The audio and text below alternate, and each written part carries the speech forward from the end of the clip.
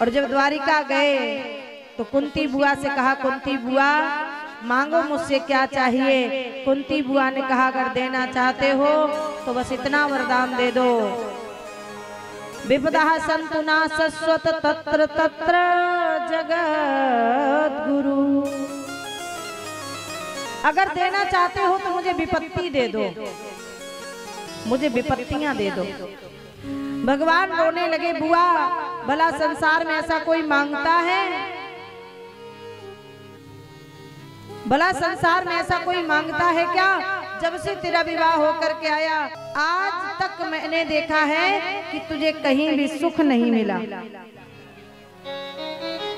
विपत्ति ही विपत्ति आई है और आज फिर भी तू विपत्ति मांग रही है, क्यों?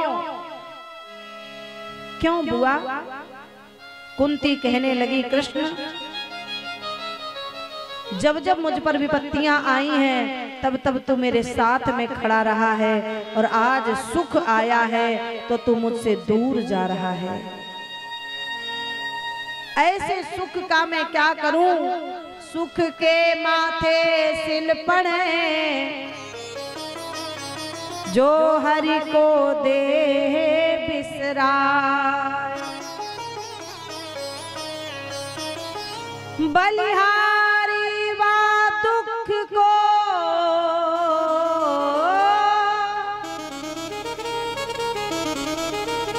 जो पल पल नाम रटाए। बलिहारी है उस दुख की जो पल पल तुम्हारी याद को दिलाता है। आज सुख आए हैं तो तुम दूर जा रहे हो, ऐसे सुख का मैं क्या करूं? इतना कहकर के आज कुंती रोने लगी और कहने लगी, प्रभु मुझे इतना वरदान दे दो कि जिस दिन मैं ये सुनूं कि मेरे कृष्ण मुझसे दूर हैं उसी समय मेरे प्राण चले जाएं। भगवान गांधारी के पास गए, मांगो बुआ हमसे कुछ मांगना हो तो मांग लो।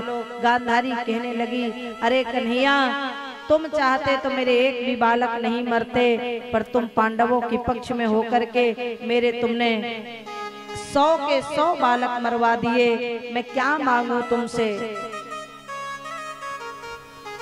कन्हैया मैं श्राप देती हूँ तुम्हें, जिस प्रकार से मेरे बालक आपस में लड़ लड़ करके मरे हैं ऐसे तुम्हारे भी यदुवंशी आपस में लड़ लड़ कर मर जाएंगे और तुम कुछ नहीं कर पाओगे। भगवान प्रसन्न भये, लौट कर गए। 5 महीने हो गए, अर्जुन साथ में गए थे, लौट कर नहीं आए। और जब आए तो अर्जुन ने सभी को बता दिया कि कृष्ण द्वारिकाधीश धराधाम छोड़ करके चले गए हैं। और जब सभी को ये मालूम पड़ा कि धराधाम छोड़ करके चले गए, कुंती ने तुरंत प्राणों का परित्याग कर दिया। और जैसे ही प्राणों का परित्याग किया, 5 पांडव घर को छोड़ करके एक एक करके चले गए हिमालय पर्वत की ओर और अपने आप को समाप्त किया।